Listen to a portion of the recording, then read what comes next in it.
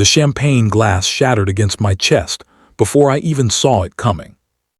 Cold liquid soaked through my thrift store blazer, the kind I'd bought for $12 because it was all I could afford that week, or at least that's what everyone in that conference hall believed. "Oh God, I'm so sorry," Brandon Hayes said, his voice dripping with the kind of fake concern that made my jaw clench. "I didn't see you there." His friends laughed, that sharp, ugly sound that cuts through expensive cologne and designer suits.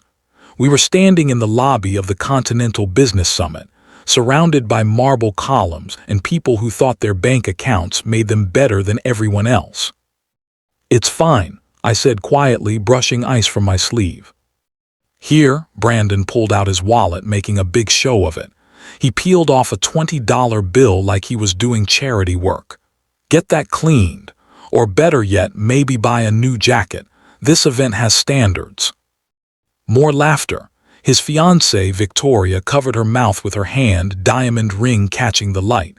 But her eyes weren't hiding anything. They were cold, amused, cruel. I looked at the 20 in his hand, didn't take it. "I'm good," I said. Brandon's smile faltered for just a second. Then he shrugged and stuffed the bill back in his wallet. "Suit yourself. Though I'm surprised they let you in here at all. This summit costs $15,000 just to attend." "I know," I said. "I paid it." He blinked. "You, please, what do you do, park cars?" "Something like that." The thing about people like Brandon is they never ask questions when they think they already know the answer. He'd seen my cheap jacket, my scuffed shoes, my lack of jewelry, and he'd written my entire story in his head.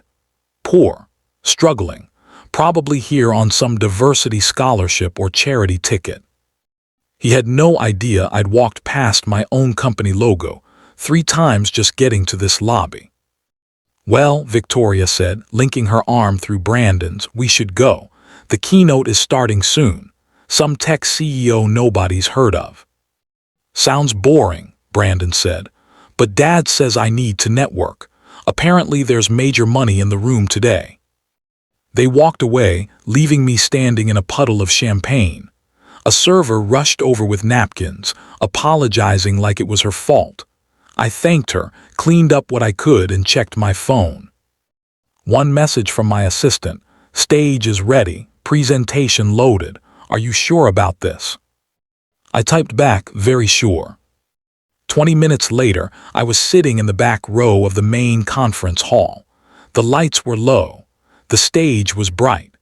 Around me, 500 entrepreneurs, investors, and business leaders waited for the keynote to begin. Brandon and Victoria sat 4 rows ahead. I could see the back of his head, perfectly styled hair that probably cost more than my jacket. The moderator walked onto stage, microphone in hand. "Ladies and gentlemen, thank you for joining us today. Our keynote speaker built a company from nothing. Started in a garage with $2,000 and a laptop. Today, that company is valued at $8.3 billion and operates in 47 countries." I stood up and started walking down the aisle. "Please welcome the founder and CEO of Apex Digital Solutions." The moderator paused, looking toward the wings. "Jordan Pierce." I climbed the steps onto the stage. The room went silent. Not the polite, anticipatory silence from before. This was different, confused, shocked. I took the microphone.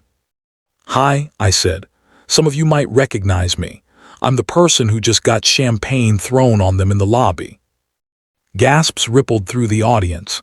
Heads turned, people whispered. I saw Brandon's shoulders stiffen. "I'm also," I continued, "the person who built the platform 70% of you use to run your businesses. The software tracking your inventory, processing your payments, managing your data. Apex Digital, that's mine." The screens behind me lit up, my face, my company logo, stock prices, revenue charts, articles from Forbes, Bloomberg, TechCrunch. Brandon turned around slowly. His face had gone completely white. "I wore this jacket today on purpose," I said, gesturing to the stained blazer. I wanted to see how people would treat me if they thought I had nothing. Turns out, not great. Nervous laughter scattered through the room, but it wasn't the cruel kind from earlier. This was uncomfortable, guilty. I grew up broke, I said. Real broke. The kind where you're counting coins for bus fare. And I learned something important. People will judge you in 3 seconds. They'll decide what you're worth based on your clothes, your car, your address. They'll treat you like you're invisible or worse, like you're a problem they need to solve with a $20 bill. I looked directly at Brandon. He was frozen in his seat. But here's what they don't know, I said. The person they're dismissing might be the same person who controls their entire supply chain. The scholarship kid they laughed at might be the investor they need for their next round of funding. The server they ignored might have a better business idea than anyone in this room. I paused, let it sink in. Respect isn't about money. It's about recognizing that every person has value, regardless of what they're wearing. The room was completely silent now. Brandon Hayes, I said clearly. He flinched like I'd shouted his name. Your father's company, Hayes Manufacturing, currently uses Apex Digital for all your logistics and inventory management. Contract's up for renewal next month. I've been considering whether to continue that partnership. His eyes went wide. Victoria grabbed his arm. After today, I said, my voice calm but firm, I've made my decision. I pulled out my phone, pressed one button. Contract terminated, effective immediately. The screens behind me updated, real time. Hayes Manufacturing contract status, TERMINATED. Someone in the audience gasped. Others pulled out their phones. The news was already spreading. Brandon stood up, face red. You can't do that. That contract is worth $40 million to your company. $42 million, I corrected. And yes, I can. Clause 17. Either party can terminate for breach of mutual respect standards. Your lawyer should have read the fine print. He opened his mouth. Nothing came out. I built my company on a principle, I said, turning back to the full audience. Treat people right, all people, not just the ones who look successful, because success isn't what you wear, it's what you build, and more importantly, it's how you treat people when you're building it. I set the microphone down and walked off stage. The room erupted. Whispers became shouts. Phones lit up everywhere. The moderator tried to regain control but couldn't. I walked back up the aisle past Brandon's row. He was still standing, face drained of color. Victoria was frantically typing on her phone. As I passed, I stopped. For the record, I said quietly, just loud enough for him to hear, that $20 you offered. My company makes that every 3 seconds. Then I kept walking. By the time I reached the lobby, my phone was exploding. Messages from investors, reporters, business partners. The video was already viral. Someone had live-streamed the whole thing. But I wasn't thinking about any of that. I was thinking about the server who'd helped me clean up the champagne. The one who'd apologized even though it wasn't her fault.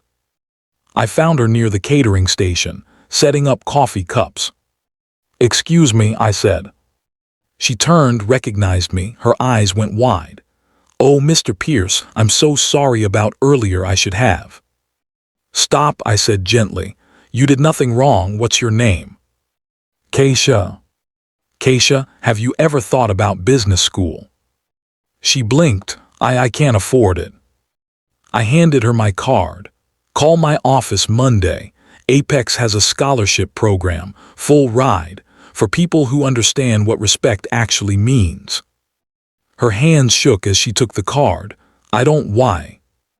"Because you apologized for someone else's cruelty," I said. "That tells me you have more character than half the people in that conference hall."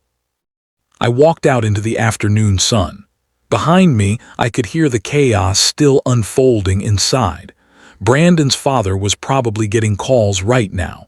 Their stock would drop. Other companies would question their partnerships. But that wasn't why I did it. I did it because I remembered being that kid, the one people looked through like glass, the one they assumed had nothing to offer because I had nothing to show. And I wanted them to remember this. The person you dismiss today might be the person who changes your life tomorrow. For better or worse. Your choice.